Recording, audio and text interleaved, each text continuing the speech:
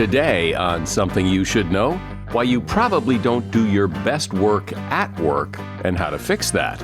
Then, rituals. You have a lot more of them than you realize, and they really do help. One of the things that researchers suggest rituals help us with, if you think of them, they're very orderly, they're very familiar. Rituals give us a sense of being in the here and now and help us to get ready for what's coming instead of off in our own minds stressing. Also, why revenge can be so sweet, and how to be healthy, what's proven to work, and the myths to avoid. For example, there's this idea that, for example, you have to do 10,000 steps a day, that's the magic number to be healthy. And if you look into where that number came from, it was actually made up by a Japanese company that was trying to sell pedometers, those things that measure how far you walk. All this today on Something You Should Know. Something you should know. Fascinating intel, the world's top experts, and practical advice you can use in your life. Today, Something You Should Know with Mike Carruthers. Hey, hi, welcome, and thank you for taking time out of your day to listen to another episode of Something You Should Know. We start today with a question. Where do you get your best ideas? Or where do you do your best work? It's probably not at work. Most of us work in an environment that is full of distraction, and distraction saps our creativity and concentration. This is according to Edward Hallowell, who is one of the real gurus on distraction. He's written several books on the subject. And Edward says that when people are asked where they do their best thinking, the number one answer is in the shower. And usually you don't have any distractions in the shower. When you're distracted from doing something, it isn't just the distraction that's the problem. Once you go back to whatever you were doing before, it takes a while for your brain to get back to where it was. And sometimes it never gets back to where it was. So in order for your mind to work well, you need uninterrupted time away from all the distractions of everyday life. And that is something you should know. Your life is full of rituals, even if you don't know it. You shake hands? Ritual. You celebrate holidays? Rituals. Pray? Ritual. In fact, religions are full of rituals. Graduation day? Ritual. Weddings, funerals? Ritual. And there's more. Many of us have daily rituals we perform. Humans seem to like rituals. Maybe we need them. What role and function do rituals serve? Should we have more rituals? Well, that's what Michael Norton is here to discuss. Michael is a professor of business administration at Harvard Business School, and he is author of the book, The Ritual Effect. Hi, Michael. Welcome to Something You Should Know. Thanks so much for having me. So I'm curious, first of all, you're a professor of business administration, and you wrote a book about rituals. So bridge that gap for me. I'm a psychologist by training, and so my favorite thing to do is observe very weird things that humans do. And it turns out we do lots of them all the time, so my job is pretty easy.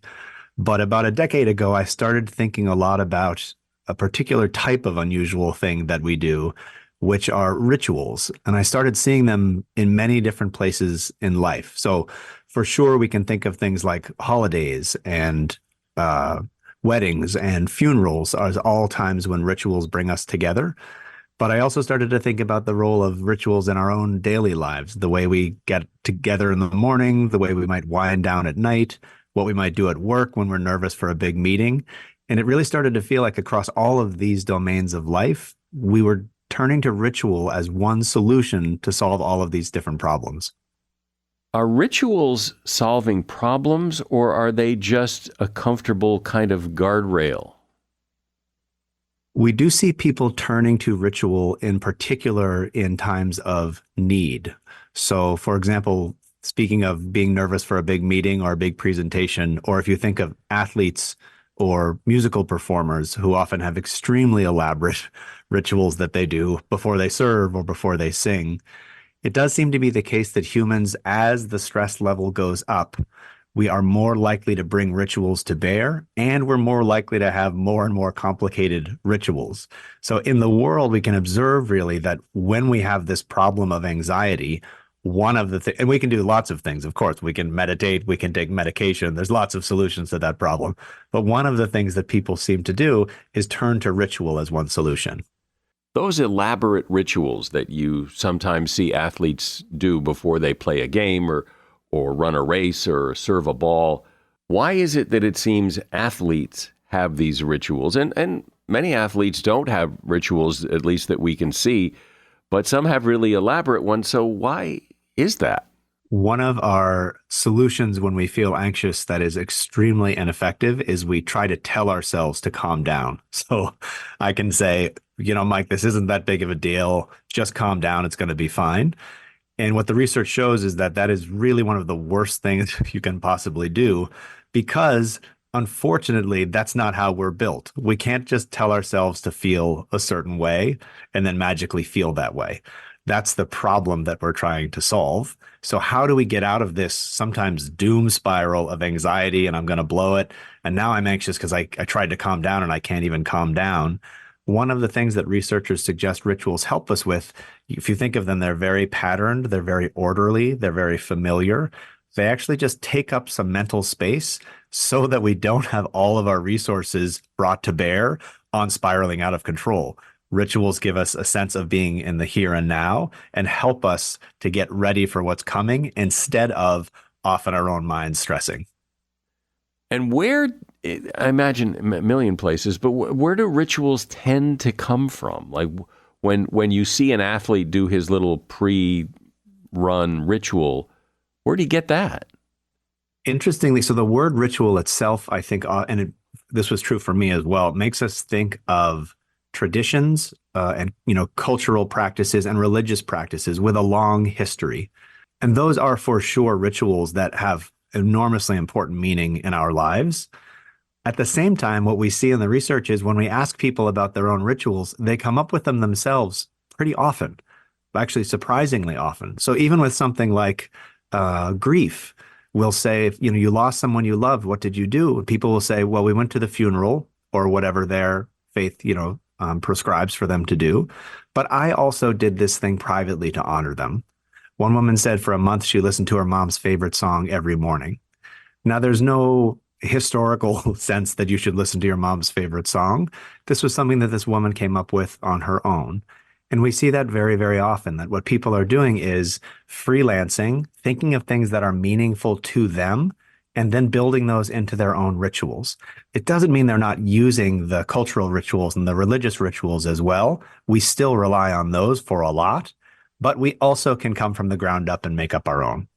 It seems that rituals tend to be solitary.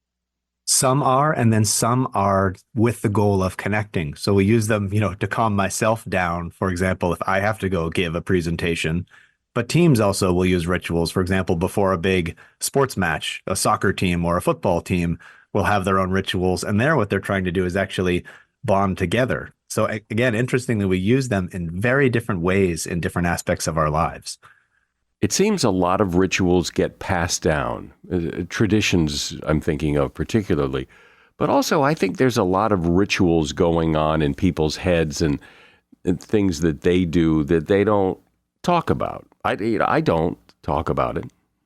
Rafael Nadal can stand in public and do his unusual pre-serve rituals on television, and we think nothing of it. For ourselves, we're sort of aware that we shouldn't do that in front of a crowd because they might say something is wrong with Mike. And so we do, in fact, often do them privately. I mentioned going into the bathroom to psych yourself up in the mirror. One of the first thing you do when you go in there is check under the stall to make sure nobody's in there so that you can talk to yourself in the way that you need to talk to yourself. So we have this sense of my rituals are private to me. At the same time, there are many rituals that by their nature occur in a group. So if you think of family rituals, in the US, you might think of Thanksgiving as kind of a classic family ritual. There, we all know what Thanksgiving is. There's some sort of turkey involved and the family gets together. But even there, people are choosing their own pies. They're choosing what time they eat. They're making it their own and imbuing it with their own traditions. So you see often people pulling from history and tradition, pulling in some of their own creations. And then, as you said, sometimes those then get passed down. So the rituals that I do at Thanksgiving with my family, my daughter may very well do some of those with her family if she chooses to have kids, in 30 years. The idea of ritual, I imagine, goes back forever, right? I mean, this is just kind of a human coping thing. The earliest known text, Gilgamesh, actually has rituals in it. So from the very first time that we can see people recording things, we see that people are reporting on their rituals. And in fact, if you think about with archaeology, how we identify that a group of people had a culture, it's very often we look to see if they bury people ceremonially or not. So dinosaurs, the bones are just all over the place. We know that dinosaurs did not have funerals for each other. There's no pattern to it. But with humans, even thousands and thousands of years ago, we see them burying people very carefully with treasured objects and with care. And that tells us really that that was a very early ritual. And that means that that was a culture or that was a group that mattered to each other. They do go very far back, and they are very deeply embedded in human psychology. But are rituals also inherent in other creatures? The experts are mixed on that for sure. So the closest species that many people believe have rituals are elephants, who have what appear to be mourning or grieving rituals. They will, not all elephants do this, but if you observe some elephant groups, they will, when one of the elephants dies, they will mourn in a sense. They will gather and they will mourn publicly in order to grieve the elephant that's gone. Other people say that's just an instinct. It gets to be kind of a discussion and a debate, but it does seem that humans are the most likely to use them across the most contexts. As is very often the case, we're very, very creative and innovative. So we'll take a tool and then use that tool not just for the original purpose, but for all sorts of purposes. The rituals that are the tennis player who bounces the ball so many times, or those kind of rituals, if you ask the people who do them why they do them, my sense is that there would be some element of good luck in it, and that it isn't about thinking about something else. It's like, if I don't do it, or maybe it's that if I don't do it, it'll bring bad luck. But it seems that luck plays a role or perceived luck plays a role in this. That's right. And I think that also points to the fact that it isn't just that rituals are good. So I wish I could say, add 50 rituals to your life and you'll be happy from now on. That really isn't the function that rituals serve. When you ask athletes, for example, about their rituals, they do say, you know what, when I do it, I feel like I'm ready to go, or I feel like I'm in the zone. I feel like I can get done what I needed to get done. However, if they can't do the ritual, if something interrupts them or they don't have time, well, now they're in a worse off state. In fact, they might have been better off to not have a ritual at all, because now if they can't complete their ritual, they feel off. They feel not ready to go. They feel like they can't do the thing that they're supposed to do. So when we have rituals, they have a lot of meaning and emotion built into them. And if we do them the way we wanted to do them, they can be very positive. But they also have this risk where if we can't enact them the way we had hoped, they can, in fact, have negative consequences. Yeah, well, I hadn't thought about that, but yeah, I guess so. But that means you better plan time to do your ritual if you want to do your ritual. Exactly. And you saw, in baseball, they instituted a pitch clock. And some of the pushback against the pitch clock was, well, I'm not going to be able to do all my tapping and glove adjusting in time for the next pitch. People really want to make sure they have time to enact those rituals that matter to them. We're talking about the importance of rituals in our lives. My guest is Michael Norton, a professor at Harvard Business School and author of the book, The Ritual Effect. So, Michael, ultimately, as important as rituals seem to be, I think if you ask people, if you do that thing when you do, bounce the ball or whatever it is, we all know it doesn't really do anything, scientifically, and yet we cling to them. If you look very broadly at the function of rituals, it's sometimes the case that we are enacting a ritual with some goal in mind. And sometimes we actually achieve that goal. But at other times, we're enacting a ritual and it ends up actually helping in a different way. So one example of this that I find very interesting are rain dances, rain rituals in cultures where there's drought. Many independent times, humans have come up with the idea of some sort of dance or ritual to try to encourage rain. Now, we know that it is, at least we have no evidence that our movements on the ground will cause it to rain. So why would so many cultures engage in these sorts of activities? And of course, one reason is that in times of drought, what happens is social conflict starts to happen. With scarce resources, I don't take care of you, you don't take care of me, and the kind of fabric starts to fray of our society.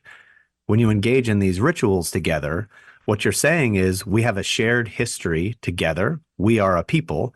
And by the way, people have been doing this for hundreds and thousands of years, and they got through it also. So maybe we can get through it as well. So you can see that they're trying to make it rain, and that's probably not going to work. But by enacting these rituals, they're actually accomplishing an incredibly important goal, which is making sure that we stay together rather than drift apart.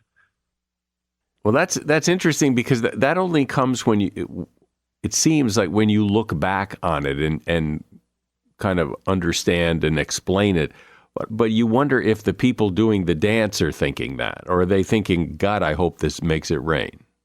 It's so interesting to think about the inside the ritual versus observing the ritual, whether the experience is the same or not. In fact, if you think about, as a social scientist, if I observe a religious ceremony, I'm Irish Catholic, so if I observe a Catholic mass, everyone in the church is engaged in the exact same actions. You know, we kneel at the same time, we stand at the same time, etc. But for some of the people in the church, that is an incredibly deep reflection of their faith. It connects them with their, grandparents who had faith as well. It connects them with their spirituality. It may be one of the most important things they do in their life. And literally the person sitting next to them might be there because their parents made them go. They're doing the exact same actions, but for one person, they are getting this enormous benefit out of it, and the other person can't wait to leave. And I think that's quite important because it means that it isn't just that it's the specific movements that cause something to be a ritual and be meaningful. It's the meaning that we bring to it often that imbues rituals with their power. It does seem, well, let me ask you, does it seem that there are plenty of people who probably have few, if any, rituals, I imagine, that this isn't a real thing for them? So I was a skeptic of rituals. I'm supposed to be a scientist and this sort of thing. And so the word ritual for me also I was a bit skeptical of it. I will say when people say, I don't have any rituals, the first thing to do is ask your spouse or your children or your coworkers, and they may very well tell you that you've got some that you weren't aware of. But I think the other thing is that it depends how you define them. So if I say, have you ever been out and had liquid in a glass and everyone around the table lifted up the glass and clicked them together and said a 1 or 2 word phrase? Nearly everyone says, oh yeah, of course, cheers, or in Gaelic, sláinte, whatever your language is. And I say, well, why did you do that? And they say, oh, I see. Doesn't have a functional purpose to clink your glasses. All you're trying to do is, in a sense, drink something out of a glass. But we do these rituals and of course, we see the benefit of it. We're connecting, we're celebrating each other. The words that we use often mean luck or health or good wishes to each other. It's just liquid in a glass, but with ritual, we can turn it into something that's a little deeper. And when you start thinking of your life like that, people say, you know what, I actually do, of course, have rituals that I engage in, that not only do I engage in them, but I actually like them. And I think that they're helpful. Well, I think church is a good example of, I think one of the reasons people go and find comfort is in the rituals, that the rituals mean something to them. I do think that there's something in us that really responds to ritual. And we found the oddly named Seattle Atheist Church. So if you think about atheist church don't usually go together very well. But what's the Seattle Atheist Church? It's a group of people who gather together, often in a church, who enact many of the same behaviors. For many people, religion is very important to them because it connects them with other people. So by having a religious service, in a sense, you can connect with others. The Seattle Atheist Church wanted to keep all of those good things about religious services. They just happened to not want to include the part about God or a higher power. Well, just in everyday life, I mean, just think every time you greet somebody for the first time, you shake hands or you hug. I mean, that's a ritual. I'm astounded if you look cross-culturally at how people greet each other. The variety in greeting is extremely wide. Even if you think about, do you kiss on the cheek or not? Do you kiss on both cheeks or only on one cheek? Do you shake hands? Do you fist bump? Do you high five? Do you hug? Do you bow? We have all of these across the world, very specific greeting rituals that we use. But the thing that you see is all cultures have one. In other words, we've decided that when we meet someone, we do something to signify that we're meeting. It just varies really widely from place to place. I find it really interesting that during COVID, people were saying, the handshake is dead, that we just can't do that anymore. We're just spreading germs. And when it was appropriate, the handshake came roaring back because people just weren't going to have that.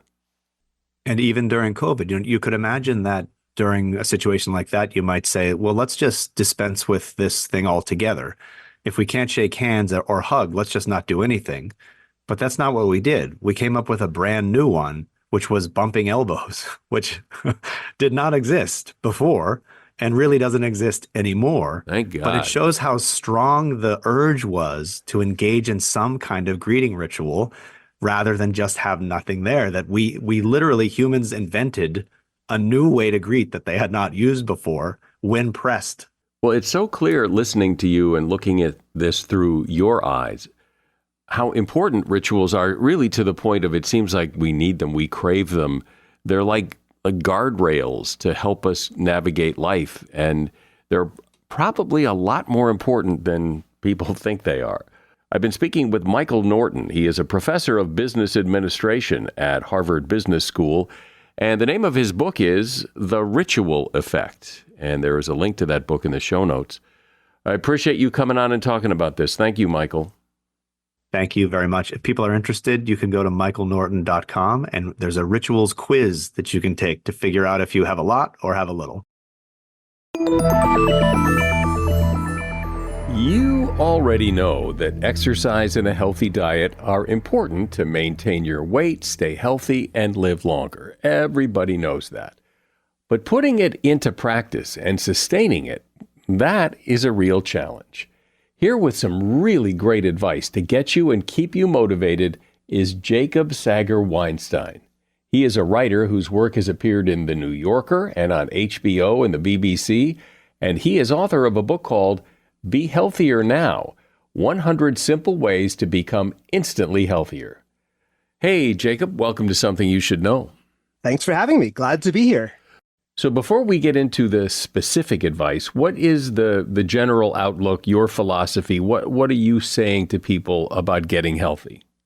So I think there's, broadly speaking, two different ways of framing the idea of health. If you say, Jacob, tell me about your health, I could say, well, I'm a 52-year-old guy with mild asthma. And that's true. That's accurate because I'm answering in terms of what I am. But it's not very useful because I cannot change what I am. But if instead I say, well, I got a good night's sleep, I had a healthy breakfast, I took a 30-minute walk after lunch and had more energy when I was done than when I began, then I'm framing my health in terms of not what I am, but what I do. And I find that a much more useful way to look at it because I can change what I do at any moment. So I think if there's one big takeaway people take, I'd like it to be that. But the goal is what? To be healthy is always a journey, or, I mean, obviously you can't stop, but what does it mean to be healthy? Well, the funny thing is that I said don't frame it in terms of what you are, but if you do enough, if you frame it in terms of what you do and you do enough of those things, then it does change what you are. You become healthier. You have more energy, you live longer, you're less likely to get a heart attack or dementia. So for me, the ultimate goal of anything you do to be healthy is to get more pleasure out of life. And that might be from living longer, and it might be from being healthier and more with it while you're there.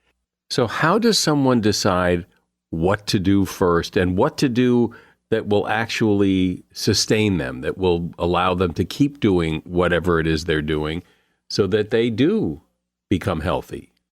I'll dive into the nuts and bolts, but let me give you two big picture things that guide me. One of them is to think of health as an ongoing experiment. So if you're supposed to eat vegetables and you eat a vegetable and you don't like it, don't conclude you don't like vegetables. Conclude, I don't like this specific vegetable prepared in this specific way. I'll give you a really, maybe this is a weird example, but apples. If you might think you don't like apples, but there are a bazillion different kinds of apples. There's Cox, Pippin, Gala, Delicious, and having one apple doesn't tell you anything about whether you like even other apples, let alone whether you like fruits. Same with exercise. If you try some sort of exercise and you don't like it, that's an experiment. It successfully told you one kind of exercise that you don't like, but that shouldn't be the end of the experiment. It's a first step. And that ties into the second overall point that I think is really crucial, which is the value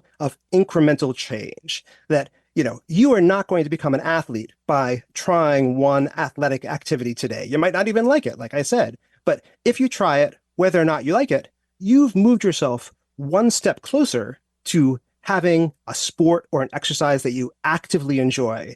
And if you keep taking those steps, keep experimenting to find something you like, and then once you like it, gradually and sustainably increasing what you're doing, you are on a path that will take you to a much healthier and more sustainable place than if you just said, okay, I'm going to do 30 minutes of this thing I hate and just grind through it.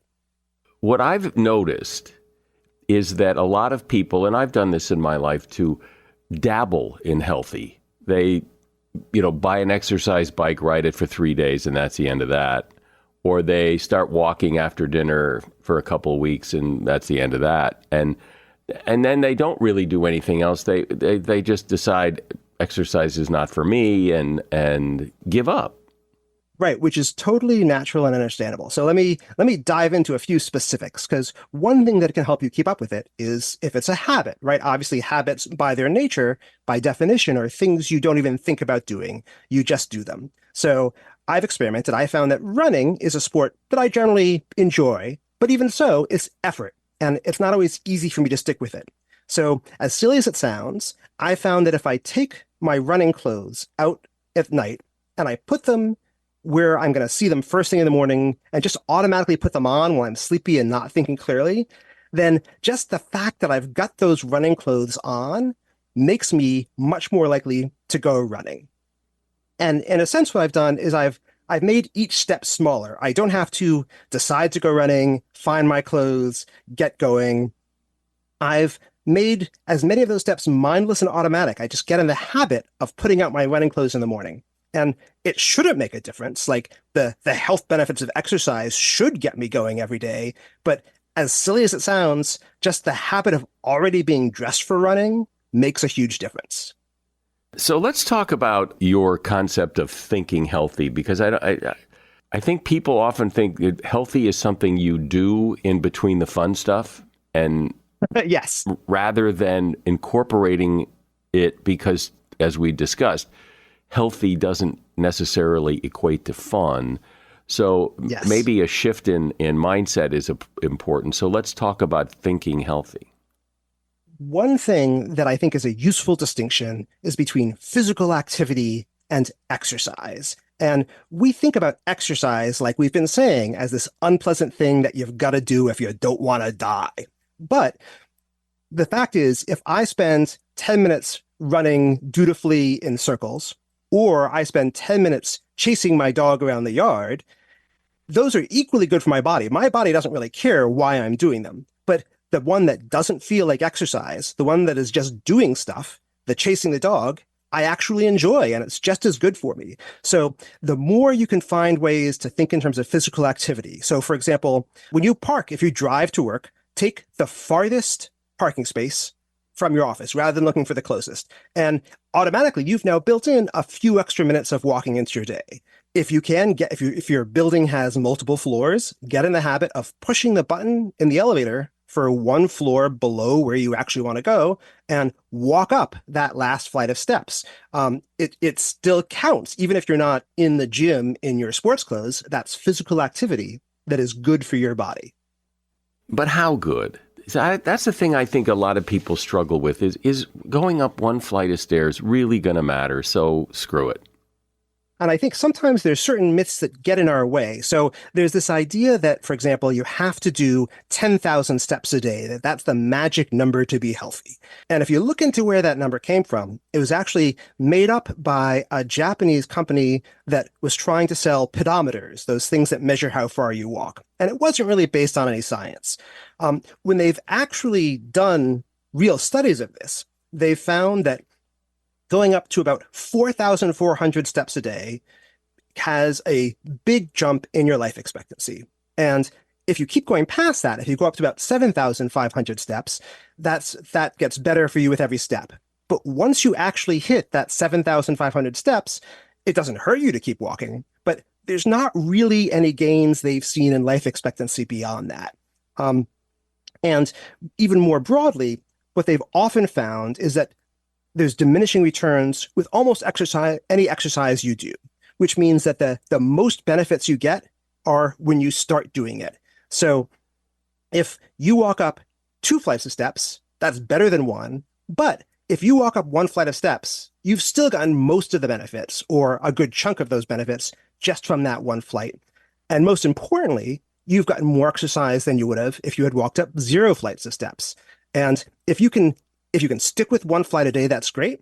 If you can add an extra flight once a week or once a month, then over the course of the year, that really adds up. If you can just do a little bit healthier stuff today than you did last week, that really adds up. One of the things that sabotages people, I think, is, well, it's food, because, if you have it in the house, you're going to eat it. And if you don't have it in the house, you're not going to eat it. And so talk about the hot-cold empathy gap and how that works. It's a weird quirk of human nature that when you're full, it's surprisingly hard to predict how you'll behave when you're hungry. And that seems to be true of all emotions. If you're calm, it's harder to predict how you'll be when you're angry. Believe it or not, they've actually done a study where they had people study things underwater while scuba diving, and they found they could remember them better when they went scuba diving again than they could on dry land. There's just something about our brains that has a hard time picturing ourselves and how we'll react in other circumstances.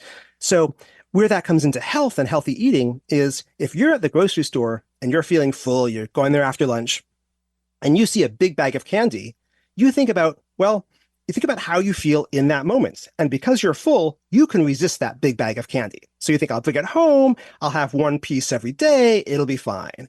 Then the next day, when you're actually hungry, you eat fistfuls of it, and you think, why didn't I know I was going to do this? Why did yesterday me do this to me? And it's because yesterday me was in a different state of mind. And to some degree, that's inevitable. It's just part of human nature. There are some things you can do to get around it. If you have plans for what you're going to buy, try making those plans when you're hungry and seeing how you feel, seeing what you think you're going to do. If you make plans while you're full, take another look at them later when you're hungry. And if you are shopping when you're full, then think about, okay, last time I was hungry, how did I react to this bag of candy? And if I reacted badly, why do I think I'm going to do things differently this time? And that's maybe as close as you can then get to picturing yourself in that alternate decision-making state.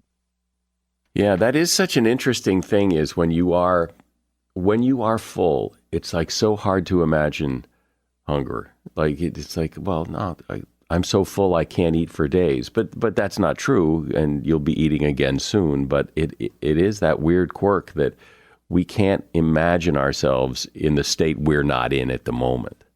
And sometimes the best you can do is to, what I would say, lay healthy traps for yourself. So I got to a point at one point where if I was writing, if I would stop and think, I'd get up and wander around my flat, and I'd end up in my kitchen grabbing a fistful of chocolate chips. And I knew I was going to do that. And so to even though I couldn't stop myself from being hungry in that moment, what I could do in a more rational moment was move the chocolate chips out of reach and put a bowl of washed grapes in my fridge right at eye level. And so I would still do that thing where I would get up, walk to the kitchen, open the fridge, but the thing that was right in front of me, the thing that was easiest to grab, was now a healthy snack. And I was able to sort of hack my hot-cold empathy gap by doing that.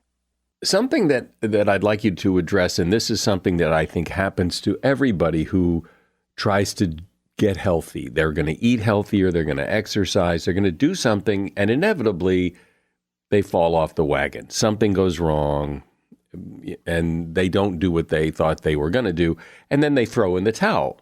Okay, so they actually did a study of 60,000 gym members to find out when they stopped showing up to the gym or when they missed one workout session, what was the most effective incentive to get them to come back to another. And I mentioned that it was 60,000 people involved in this study because when I tell you the result, you're not going to believe it. So I want to emphasize this was a big study. And the thing that got people to go back after missing a workout was a payment of 9 cents, which is insane. That increasing your lifespan and improving your health, that's not an incentive to get back on it and get back to the gym, but 9 cents is. And I can tell you in my own experience, when I've had really like little crazy small things of accountability like that, it does work. And maybe it's because it's so small, it feels almost silly, and you just want to, it makes you just want to say, okay, I'm going to go back to it. But it does seem to work. So what you can do, and what people do sometimes, is they make bets with friends. They make accountability bets where you and I make a deal. I say, I'm going to go to the gym 3 times every week. And if I don't, I'm going to owe you 25 cents. And obviously the 25 cents is not a financial incentive, but maybe the embarrassment, the silliness of having to actually pay you that quarter could be enough to get me to go back to the gym when I miss it. You know, I know there's advice about when you should exercise, but the best advice I've ever heard about when you should exercise is to exercise when you can. And if it's in the afternoon and you can stick to that, great. If it's in the morning, great. If it's at night, great. As long as you do it is better than not doing it. Absolutely. And I think that's true about most fitness advice in general. It seems like, every year some new superfood hits the headlines of this specific berry is the best berry for you. But I kind of think that the healthy food that you will actually enjoy and eat is the best healthy food for you. Now, I am happy to talk about some of the science about what time of day to exercise if that's interesting. But I do agree with you that the far and away best time to exercise is whenever you can work it into your schedule. But assuming you're available, what's the science say about time of day? Okay, so there is some evidence that exercising in the morning before you've had any food may help you burn more fat. There is some evidence that exercising either in the afternoon or right after you've had a meal may help you control blood sugar. There is definite evidence that doing vigorous exercise less than an hour before you're going to bed will make it harder for you to sleep. So based on all those things, depending on what you do or don't want, if you have the flexibility, that might help you schedule your exercise. I've always found it interesting how many people just, really can't find the motivation or the desire to do things to improve their health until they get some bad news from the doctor, or maybe a good friend or family member gets some bad news from the doctor, that it's that dreadful news that works to motivate. Yeah, it definitely is another weird quirk of human nature. And I think the flip side, insofar as you can make it work for you, is to try to remember in the good times where you're not facing a disaster, what you want to exercise for or what you want to be healthy for. There's a classic story of the guy who wants to quit smoking. So in the pocket where he would normally keep his packet of cigarettes, he puts a photo of his daughter. And every time he automatically reaches for a cigarette, he ends up with that photo and he remembers why he wants to quit. And even if you're not trying to quit something, if you're trying to start something, I think that can help too. If you want to exercise, not just because of some vague idea that it's good for you or you're supposed to, but you want to exercise so you can be hiking with your grandchildren when you're 80, or if you want to exercise so you can visit that city you've dreamed of visiting a year from now and have the energy to walk around all day. I think sometimes having a specific positive image in mind can help keep you going. So talk about some other things that you have in doing your research for this and found that maybe people haven't heard before of some advice. Let's run through like 3 or 4 tips that people could use. Sure. So something that really changed the way I eat. For most of my life, I have been a really fast eater. I just wolf down my food, which is a bad habit I picked up as a teenager and carried through my whole life. So I saw the advice, and as simple as it is, it's made a big difference to me, to put down my fork while I'm chewing. So I pick up the fork, I put the food in my mouth, and I put the fork down till I'm ready for the next bite. And as simple as that is, that has made me a much more mindful eater. I eat more slowly. I notice as a result of eating slowly when I'm full, so I eat less. And I'm not just mindlessly shoveling the next bite into my mouth, so I'm actually enjoying my food more than I was before. And to me, something like that, like mindful eating, which isn't just healthy, but actually is pleasurable, that makes me enjoy food more rather than less, is the kind of health advice that I love to find, that I think we're all seeking out. Along those lines, another tip is I think we have this stereotype that healthy food is bland. And, that's because too much salt, too much sugar, too much fat. Yes, those are all bad for you. If you have too much, you need to cut them down. But most herbs, pretty much almost any herb you can name, basil, cumin, oregano, they're actually healthy for you. Garlic, onions, those are things that are good for your heart. There's evidence that they can reduce the risk of cancer. There's evidence that fresh chili, changes your taste buds in a way that makes you crave less salt. So now, I'm a wimp when it comes to spicy foods, so I can't follow this tip myself. But if you like spicy foods and you can substitute chili for salt, that's a virtuous cycle. The more you do it, the less salt you will crave, and chili itself is healthy as well. I will say another bit of good news is that if you like coffee and tea, there's evidence that those are probably on the balance good for you. If you have too much, you lose sleep, you get stressed. But generally about 2 to 5 cups a day of coffee or tea are actively good for you. They reduce the risk of dementia. They reduce the risk of stroke. There was one study that moderate coffee intake actually made people less likely to commit suicide. So there's evidence that it improves your outlook. So those are things that people sometimes think of as vices that are actually virtues. Well, what I like about your advice and suggestions, they're fact-based, so they're backed by science, but they're also relatively simple. I mean, they take some commitment, but not a lot, and to put your toe in the water. And I think it makes the whole idea of trying to be more healthy pretty easy. I've been talking to Jacob Sager-Weinstein. He is a writer whose work has appeared on HBO and the BBC and the New Yorker, and he is author of a book called Be Healthier Now, 100 Simple Ways to Become Instantly Healthier. And there's a link to that book in the show notes. Thanks for being here, Jacob. Okay, thanks. I appreciate you taking the time to talk to me. You've heard the saying that revenge is sweet. Well, when you think about it, revenge is kind of harsh. So why is it considered sweet? Well, scientists say that just the thought of revenge lights up the feel-good regions of our brains. What they did was hook up some people to a scan and then played some games. When one player was cheated, that player was given the option to punish their opponent. And the thought of doing that proved to be scientifically sweet, stimulating the same areas in the brain that sex and chocolate affect. Sometimes players even opted for revenge at their own peril, proving that revenge can cloud our judgment. And that is something you should know.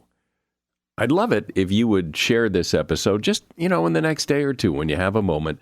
Share this episode right there on the app that you're listening to. There's some easy way there's a share button. There's an easy way to share it and send it to someone you know. I'm Mike Carruthers. Thanks for listening today to Something You Should Know.